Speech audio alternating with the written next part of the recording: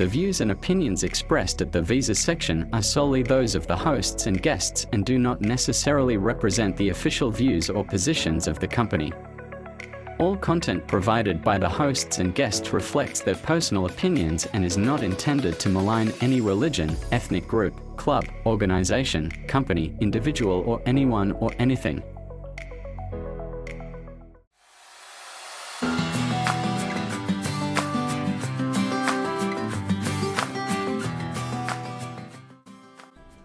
Hi, welcome to the Visa section here on Enhanced Down Under. I'm Anna, your host, and I am a qualified education agent counselor of Enhanced NT, a migration and visa specialist here in Darwin.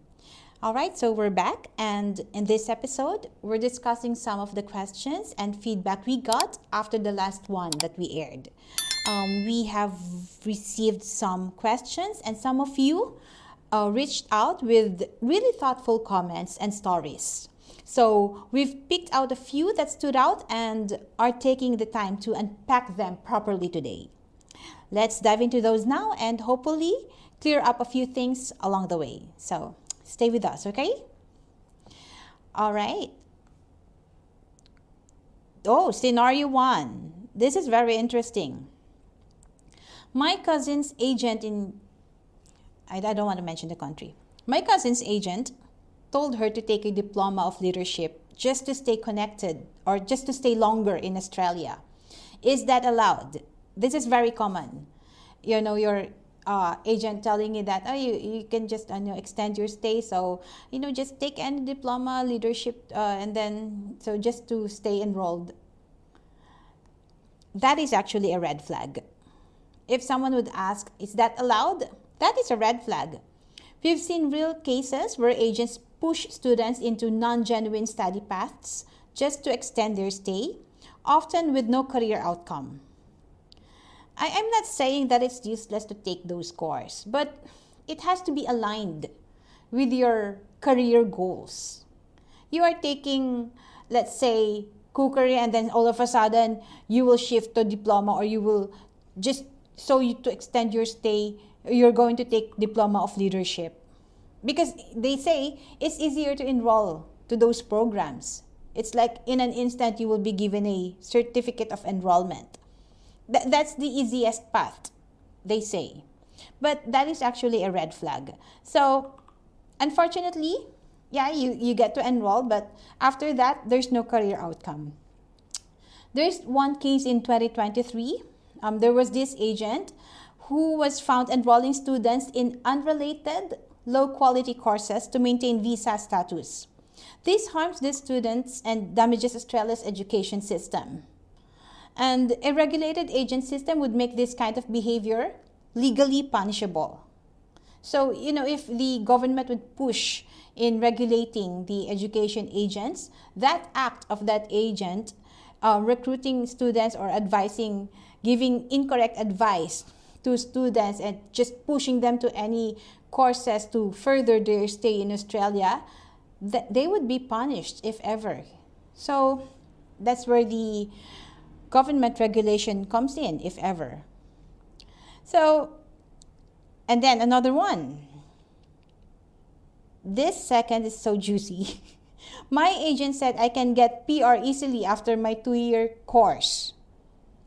I've been here 3 years and nothing has happened. What can I do? This is the most common scam in education, in international education. People coming here because they want to become PR, and their agents promising them that, you just take this course and then after that you have a solid PR pathway. Unfortunately, this kind of false promise is all too common, especially when dealing with untrained or unregistered offshore education agents.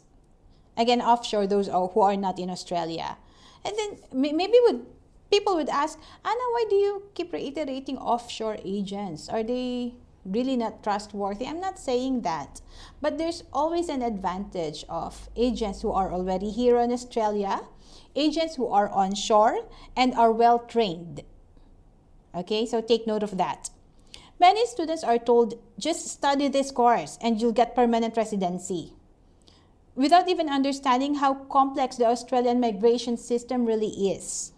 So if you really are aiming to become a permanent resident or at least obtain a skilled visa with direct pathway to PR, you have to consult a MARA or a migration agent. Education agents, they don't have the capacity to advise you of your PR pathway. Okay? That expertise lies on a migration agent, a registered migration agent. So, in reality, there is no automatic pathway to permanent residency after completing a 2-year course. So, if someone asks you, oh, you take up cookery, after that, you're already PR, that is a false promise. Okay? Again, there's no automatic pathway to PR upon completion of study. There is no such thing. Gaining PR depends on a range of eligibility factors, such as whether your occupation is on the current skilled occupation lists or SOL, your total points. So your total points, it's applicable to individual migration or without a sponsor like the 190 PR.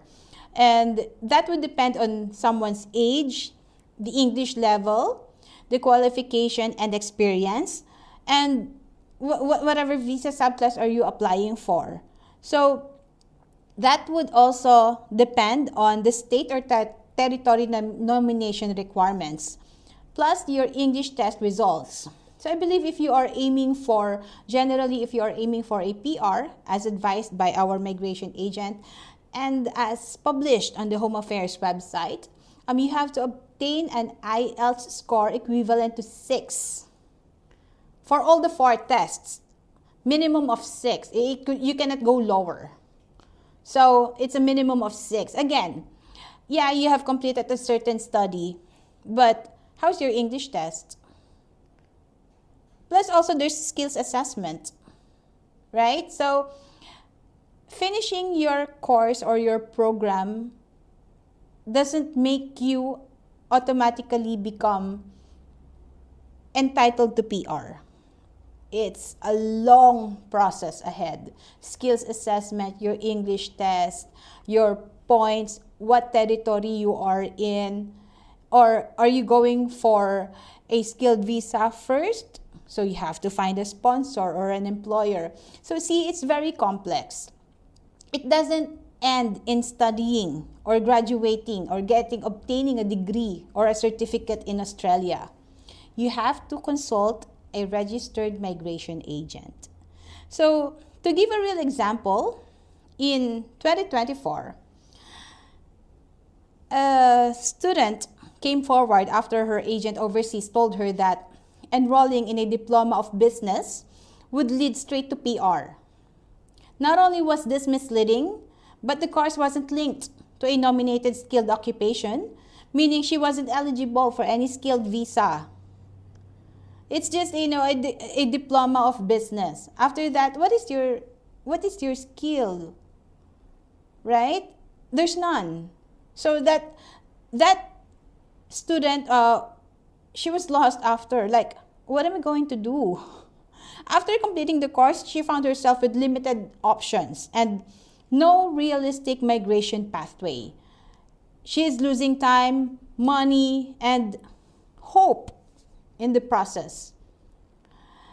This situation highlights why there's now a push for stronger regulation in the education agent industry. If all agents were required to undergo mandatory training, operate under a licensing framework, and be subject to accountability measures and penalties, then the spread of misinformation like this could be significantly reduced or avoided, and students would be protected from making major life decisions based on false advice. That's a nightmare, that you spend so much money and time and effort to complete your studies only to find out that you were given a false promise. You were expecting that after completing your studies, you would have this PR pathway already. But then you realize it's not automatic. See? So, the advice here is do your research properly. Just don't go for referral of this, of referral of that, or this person, I heard that she's good. Do your own research. Whether you're hosting a special event in our function hall, holding meetings or workshops in our multi-purpose room, bringing your ideas in our shared workspace, or capturing memories in our professional photo studio, we have it all in one place. We'll help turn your vision into reality. Contact us at 0410151547 for details, or visit us at Unit 5, 90 Mitchell Street, Darwin, NT. DKJ Studio, your hub for creativity and events. You can follow us on YouTube, Instagram, Facebook, and Substack. Give us a thumbs up if you find this podcast helpful. All right, so to continue, if this is your situation right now that you think you have been victimized but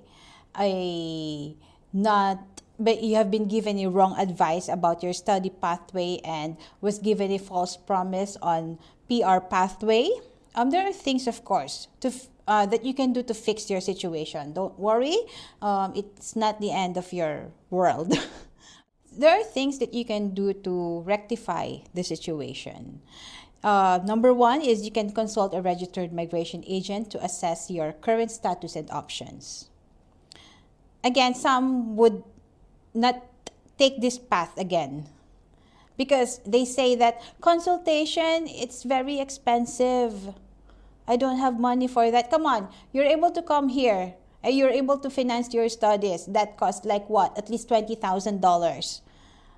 Consulting a migration agent with a registered and legit migration agent for, let's say, $400, $500, and you will get a comprehensive advice. What is that? That is nothing compared to the amount that you have already spent getting false promises from not legit agents. So, point here is always go to a professional for advice. Yes, of course, there's money involved. Anyway, migration is a life-changing decision and it is something that is so costly.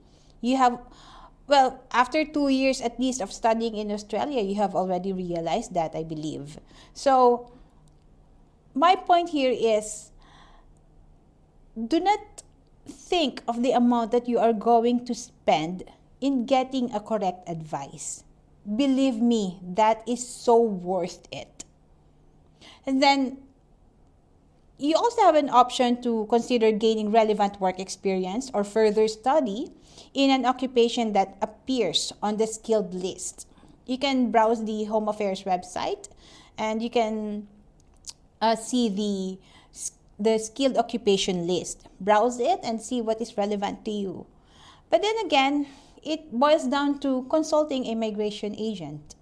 Because you cannot just, give advice to yourself. You're not someone who's professional in migration, right? So go get a professional to assist you, to guide you through. And most of all, avoid making a new study or visa decisions based on promises from non-certified agents or hearsay. I've encountered, a lot of people saying that, you know what? I'm going to take this course because I've seen my neighbors succeed upon completion of this course. And I heard from this person that this program is, when you graduated or upon completion of this, your occupation is included in the high or in-demand list of occupation in Australia. That is one of the common mistakes that people commit. Relying on hearsays, not consulting a professional. So please avoid those mistakes. Avoid making wrong decisions that would cost you more. Point is, what is $500 or $450 if you are going to get a very good advice, right?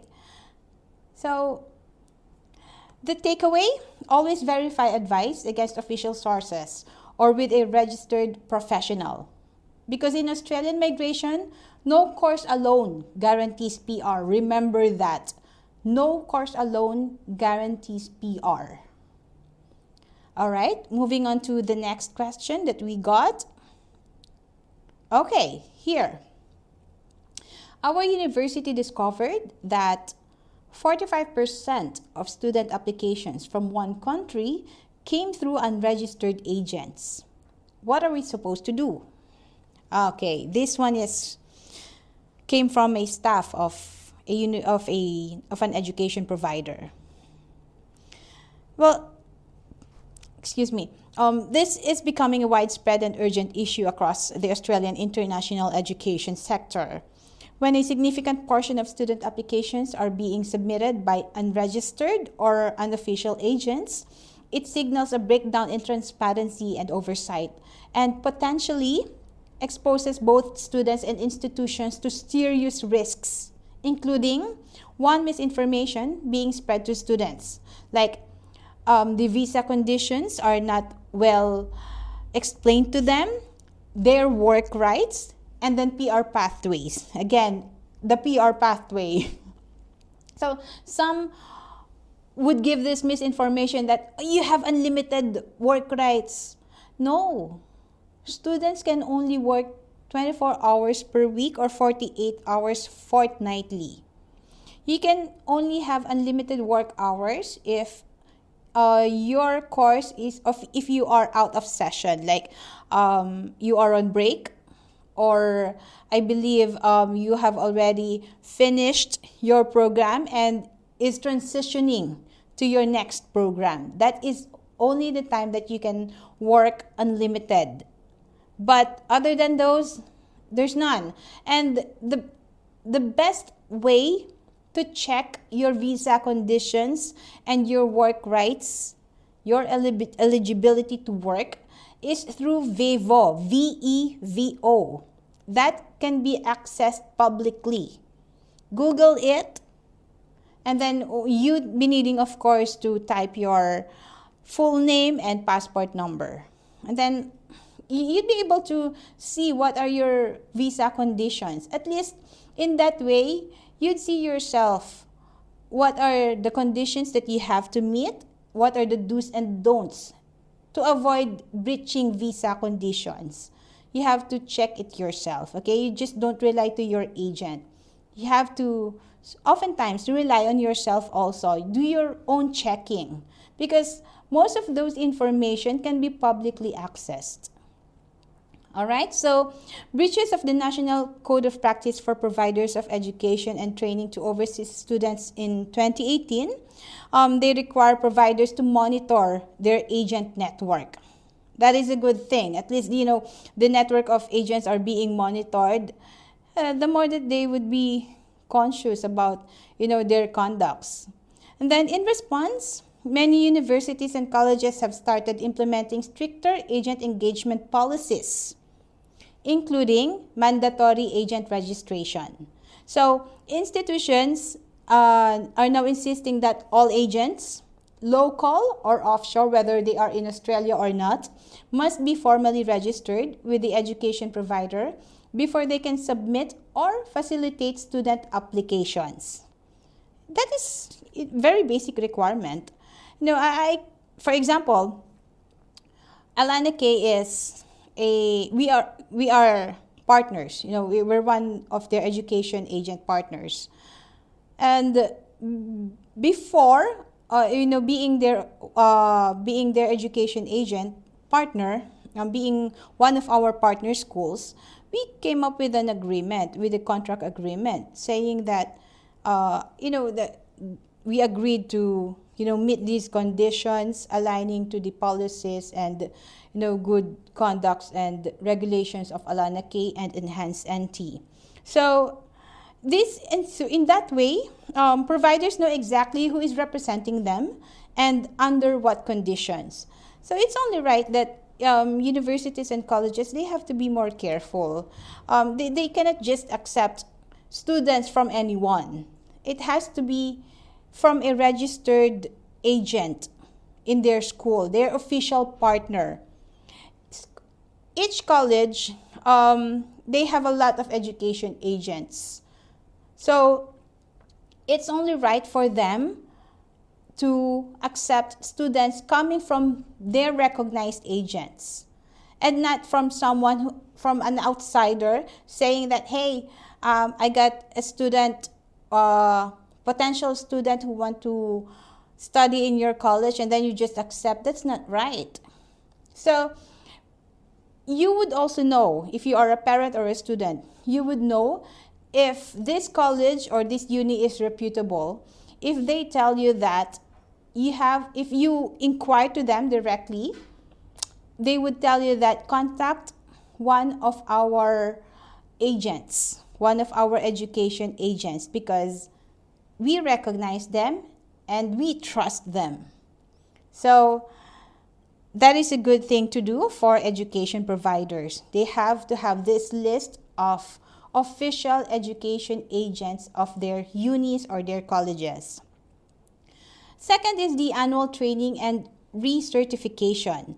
Some universities now require all partner agents to complete annual ethics and compliance training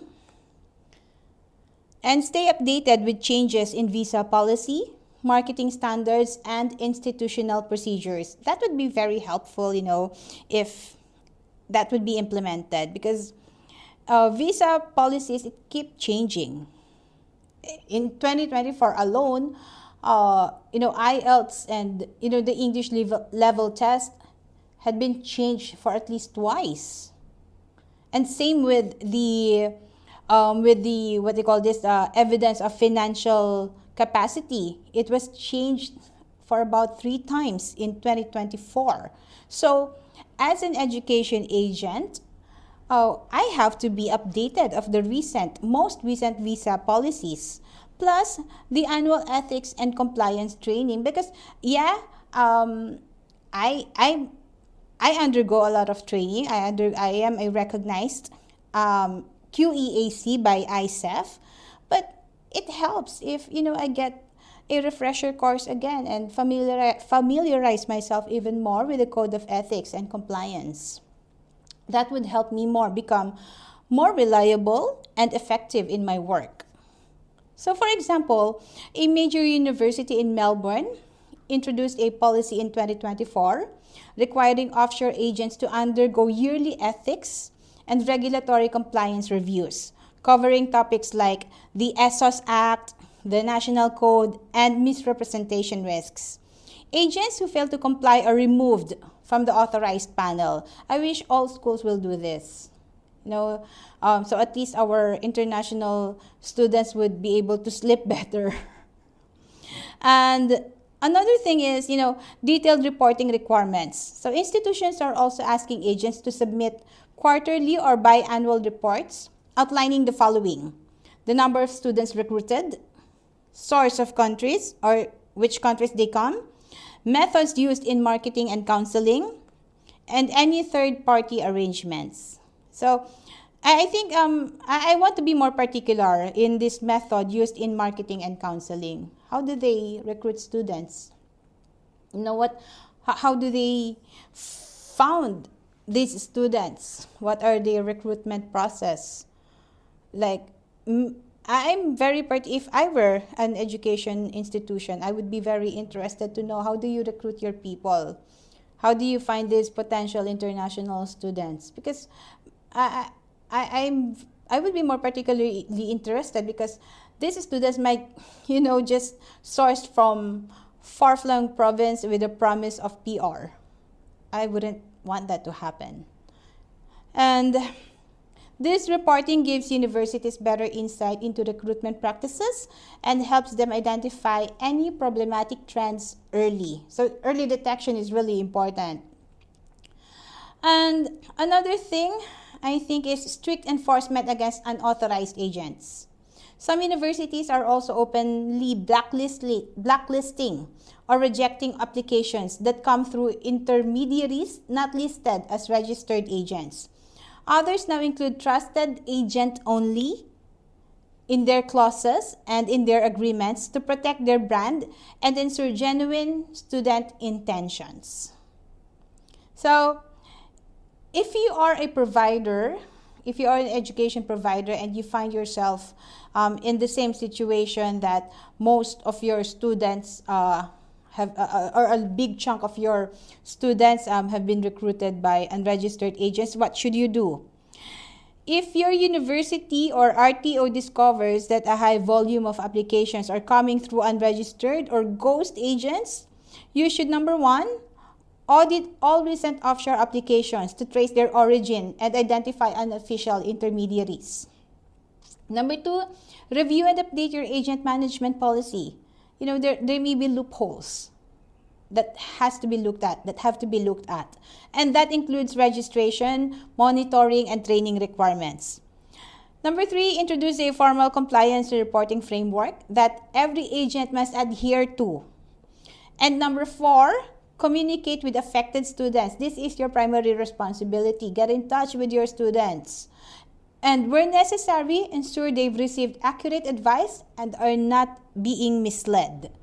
So, education providers, you have the responsibility to, reach out to your students, be transparent, and ensure that they won't be victimized again with false promises. It's always a matter of communicating with them properly. From portraits to event coverage, DKJ Photo Studio offers exceptional photography services tailored to your needs. Book your session today and experience the difference with DKJ Studio. Contact us at 0410151547 or visit us at Unit 5, 90 Mitchell Street, Darwin, NT. Great news for Darwin businesses. Our podcast, The Visa Section, is now accepting sponsored ads, an ideal opportunity to showcase your brand to a highly engaged audience. Whether you run a local cafe, offer services, work in insurance, or manage an emerging brand, we can help you connect with potential customers through our episodes. Promote your business with us and amplify your reach. For inquiries, contact Tristan at 0410151547. We are located at 590 Mitchell Street, Darwin, NT. You can contact us at skills@enhancednt.com.au 0879792352.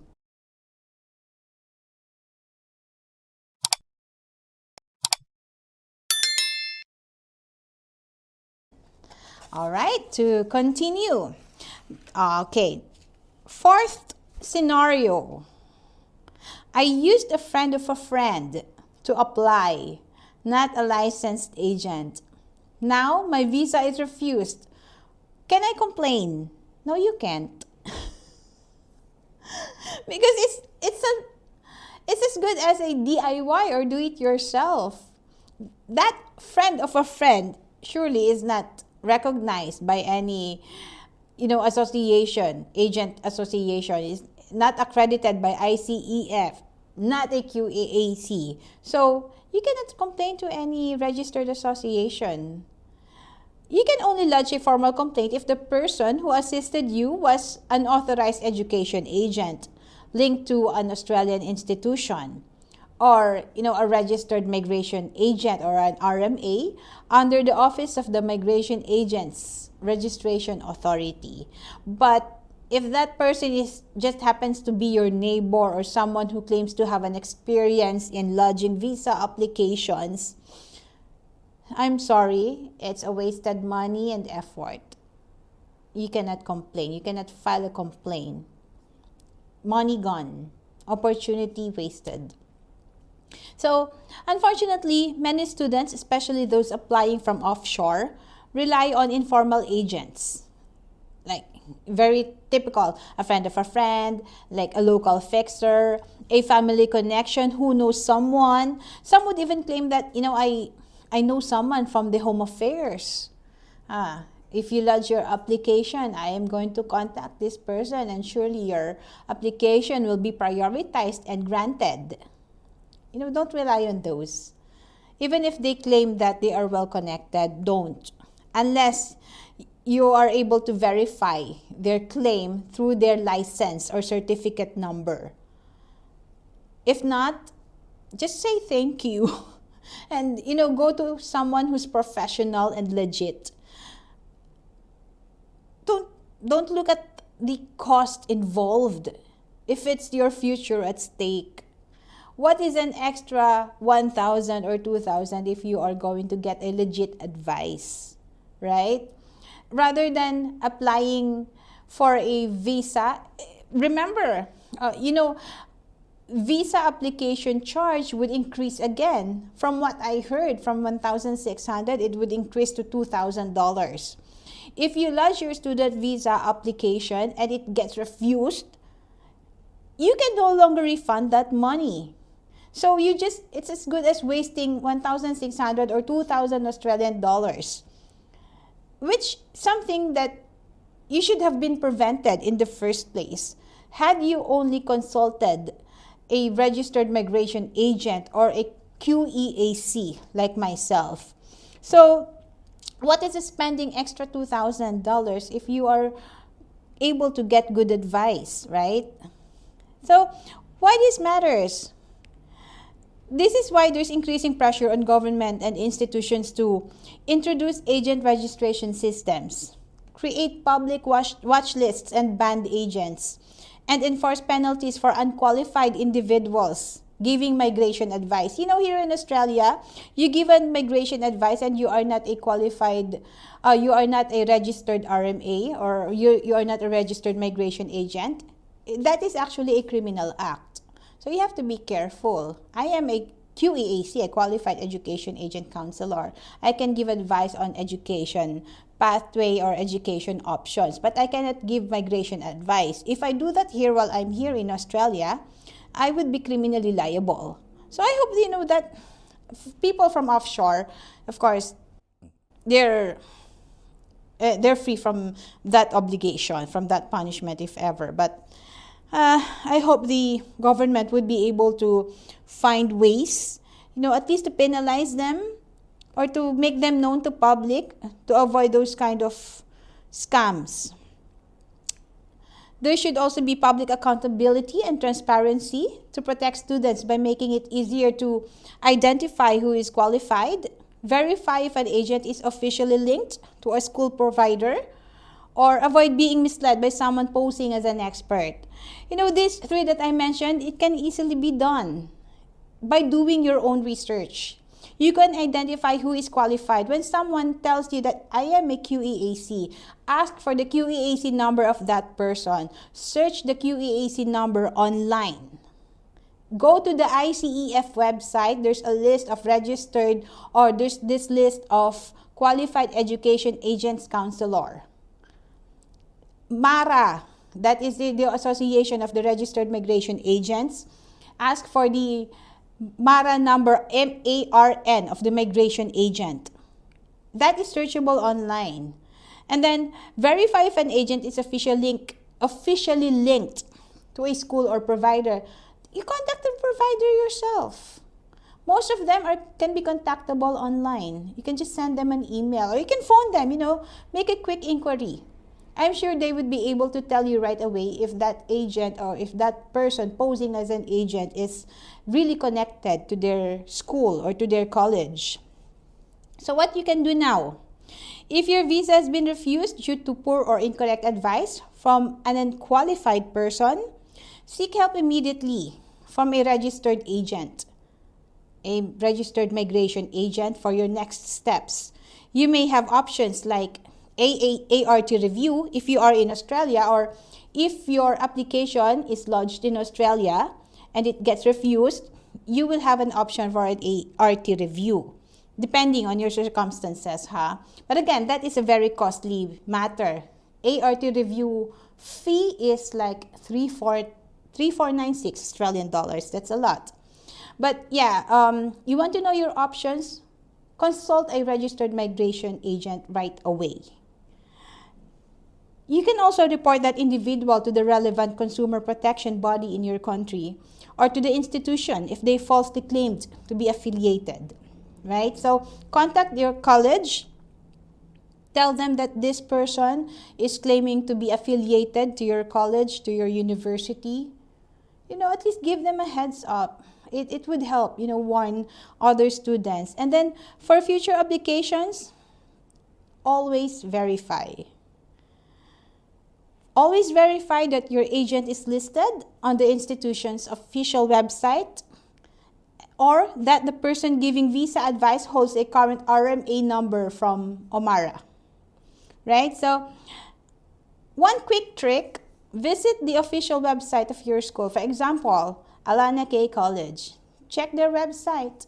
And then, I believe most of the colleges now, they have this list of registered education agents affiliated to their college. That would give you an idea who to contact.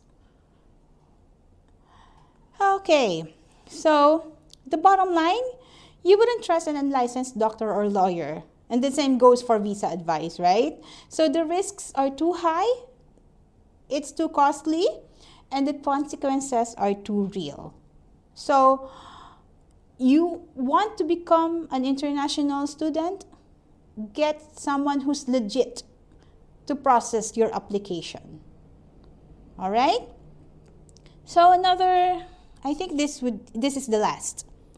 Our agency trains all our staff and follows the QEAC Code of Conduct. Why should we be regulated more? Okay. Well, then again, agencies like yours are exactly what systems need more of. Ethical, trained, and transparent. I hope, agencies like yours would thrive. But without formal regulation, less professional agents operate freely with no checks or penalties. A hybrid model, combining self-regulation like QEAC standards with government-backed oversight, that would help recognize your efforts while holding others to the same bar. So continue doing what you are doing. Uphold the ethical standard. We need you even more. But do not panic if, the government is regulating the education agents. It's not for you. It's for those who are questionable in character. Okay? So that wraps up our episode for today. I hope you learned something from this episode. Thank you for staying with us. See you again next time.